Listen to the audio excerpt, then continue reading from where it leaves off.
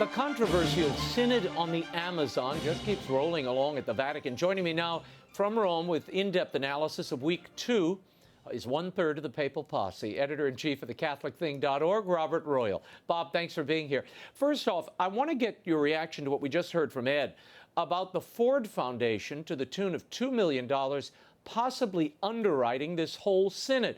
What do you think could be their motive here?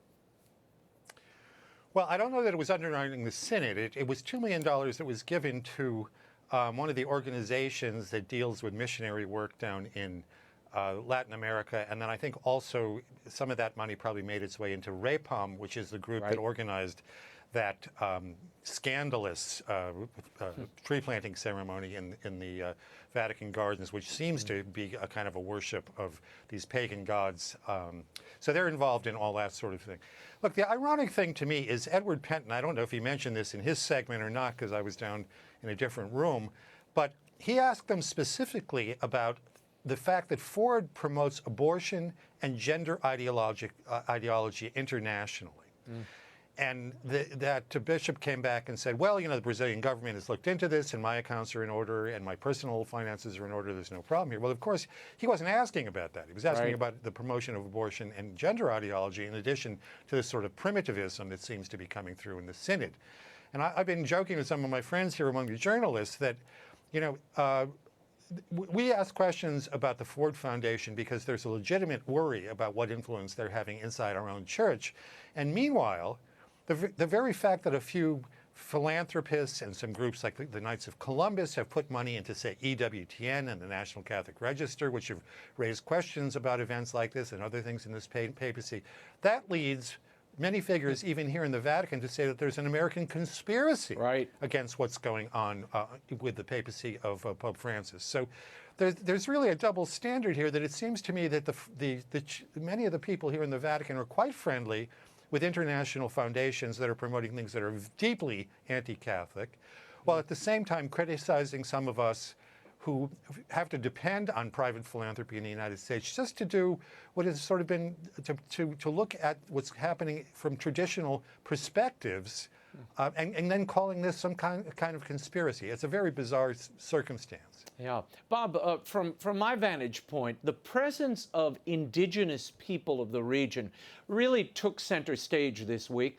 We heard from an indigenous woman from the Amazonian town of Colombia who said at the presser there at the Vatican, the first Europeans to arrive in the Amazon were invaders. They never asked Mother Nature or the people who live there. They imposed the cross and the Bible. First, the Catholic Church and all churches must recognize us as having a right to our own culture and customs, our own spirituality. They must not impose themselves or change those beliefs. Now, Robert, your reaction to this, the Catholic Church already recognizes the beliefs and faiths of others. What do you make of those comments? Well, look, for me, this is sort of a repetition of what used to be called the Black Legend, that especially in English-speaking countries, there used to be this attempt to blacken the history of Hispanics coming to what's now Latin America, and in the meantime kind of whitewashing what people of English background did in North America. So it's kind of entered actually into the church right now. But if you really look at the history of Latin America, there are all sorts of things that happen. I don't think it's so much imperialism and forced conversions. For the greatest part of the history, I think that is a way of misconceiving what actually happened. I mean, certainly they came forward, they tried to help the people, they tried to explain the faith to them, and large numbers of them began to come over. So I really think of this as a way of, maybe extortion is too strong a word, but a way of gaining some advantage, gaining some hold on being able now to kind of define what the debate is going to be. Look, meanwhile, what we know is that the Pentecostals in Latin America, who are not at all ashamed of Western Christianity and come in and they don't worry about their proselytizing or evangelizing, whatever it might be. They come in, they preach the gospel, and they're converting people like gangbusters. Right. So to me, this is a kind of a side issue, a historical issue that can be debated by scholars and others. But right now, what we need to see is a reinvigorization of the the Catholic evangelical outreach, that our own people need to preach the gospel just as vigorously as any other group there, because ultimately that's what it's about. We're not about saving cultures, we're about saving souls. Well, it looks like we're about saving Pachamama. She seems to be taking front and center, this earth goddess, or Mother Earth, as the woman there mentioned.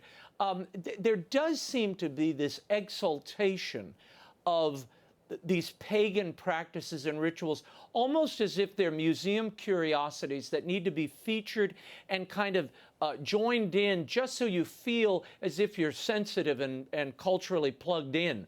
But isn't this out of sync with a Catholic synod that should be seeking, as the Pentecostals surely are, in converting people and evangelizing? They don't go in and worry about these native beliefs. They probably kick all this stuff over and say, Jesus Christ is the answer, and it's all here in this book. Maybe priests should follow the Pentecostals around, copy what they're doing, and they might break even. Yeah, of course, it's already scandalous that this sort of pagan worship has entered into the Vatican itself. But I consider that there's a second scandal on top of this, and that is that the spokesmen have been asked repeatedly. Just yesterday, Wednesday, Diane Montagna, who's a friend of a lot of us, really pushed very hard and said, look, can we get an authoritative source to tell us what that was? You know, okay, if it wasn't Pachamama, what was it? Or Right. if it is Pachamama, what was the purpose of all this? And Paolo Ruffini, who was the head of the communications department for the Vatican, kind of poo-pooed it, and a number of them kind of pretend that, well, this was just a tree planting, and it was the feast of St. Francis of Assisi.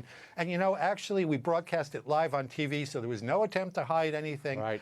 I mean, they act as if this was a bunch of children playing with dolls, and this is not actually dealing in pagan gods and goddesses who have always been warned about in our tradition, Bob, in both the Old Testament and the New Testament. Yeah, and Ruffini said, and I'll quote him here, he said at the press conference, it is a statue that represents life. That is it. Now, the problem there is, in the Vatican garden ceremony, you had all of these people bowing down to this statue of life, this goddess, whatever it is, including a Franciscan. You've got the Pope there praying in front of it, and later they're parading this Pachamama symbol, this life statue, through the Vatican, and it leads all the processions of every Mass.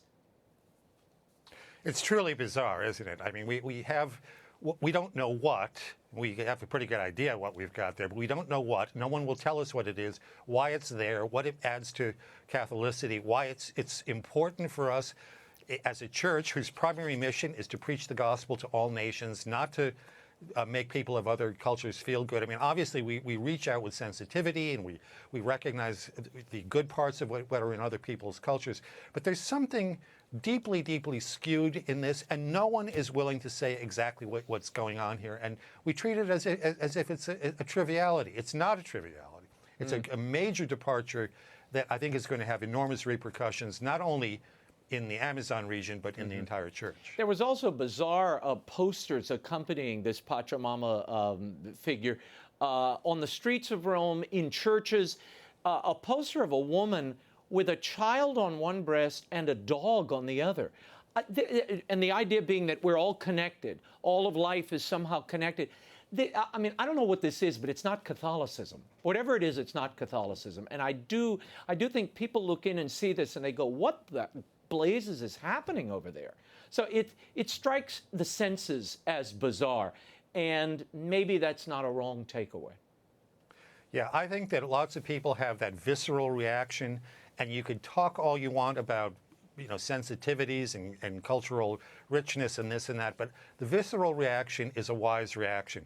If it is, in fact, a good thing that accords with Catholicism, explain to us how that is the case. No one seems to be able to do that. Yeah, no, it went from the Virgin Mary to the Virgin Mary and St. Elizabeth at the Visitation to, well, it's a symbol, to it's just a idol. It could be life. It could be anything.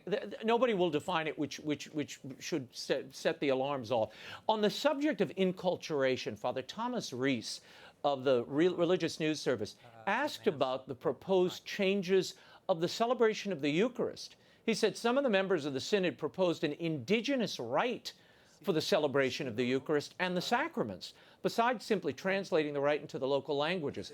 Now, the question is, what does that mean? If we went to an indigenous Eucharist, how would it look different from the Mass of the Roman Rite? And he got this answer from Peruvian Bishop Rafael Alfonso. The bishop said, "We speak about introducing in the celebration of the Eucharist some symbols or some rituals that do not have an impact on what is essential about the Eucharist, because otherwise we would be ruining the sacrament.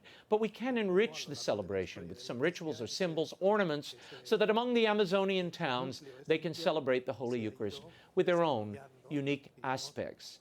Is there a sense that this enculturation will lead to a Amazonian liturgy of some type that almost borders on the synchronistic?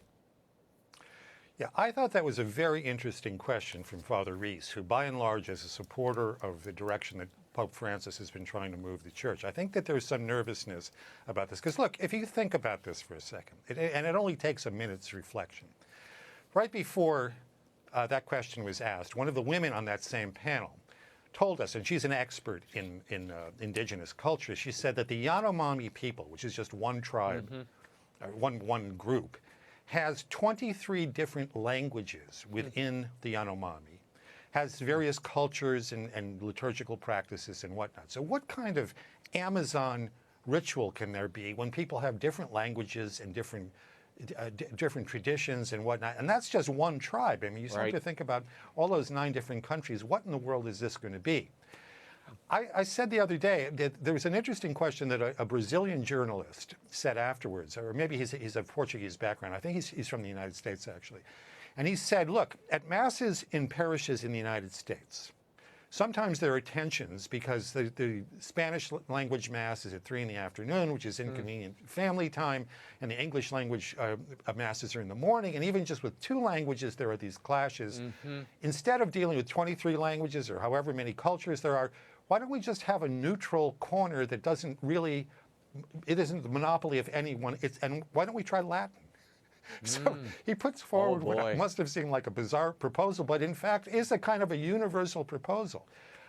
The same bishop, I believe, said that there's going to be a commission sent up to study what types of indigenous inflected Eucharists are going to be celebrated. So we're likely to see that this is going to continue on, and I think it's going to be quite contentious for some time to come. This week there was continued discussion, Bob, of ordaining married men in the Amazon region and probably beyond.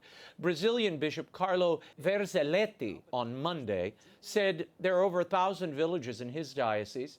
He has only a handful of priests and about 100 ordained deacons. He decried what he called the violent invasion of the Pentecostal churches in his diocese, and then he went on to say that he would ordain married men if the Pope allows it. Now, one has to ask, why not promote vocations to the priesthood in the 1,000 villages or more of deacons? Yeah, it's very funny. I think he said he already knew the men he would ordain if the Pope allowed it. There was another bishop who spoke up, a very interesting man, who said that he believes that the reason why there are few vocations among indigenous or local people in the Amazon is because of the sins and the failures of the way priests and bishops have been acting up until now. And he said, I have no doubt whatsoever that if we begin to live holy and simple and evangelical lives ourselves as missionaries, with a missionary spirit connected to the transcendent, he said, I have no doubt that we'll find the young men that we need. But I think I agree with you entirely. Look, if you can find 100 deacons in 1,100 villages, well, certainly you could double, triple, quadruple that number, and you could deal with the most immediate practical problem, if in fact that is what they're pursuing. Now, if what you want to do is kind of redefine what the priesthood is on the basis of what is admittedly a difficult area, this Amazon region, which is vast and jungles and rivers and has many challenges, that's a different matter. Bob, the role of women also was raised. Again, there was this sister, Brigitte Weiler, and she had this to say about women theologians. I'll translate here. It is my desire that women theologians, they feel more included in teaching theology, in also academically doing theology. And many of the women theologians are working together with those women who are from indigenous peoples and trying to contribute to develop an indigenous theology. And I would also like to desire that this recognition and appreciation of indigenous theology will grow. Bob, what is an indigenous theology, and why would Catholics help that to grow?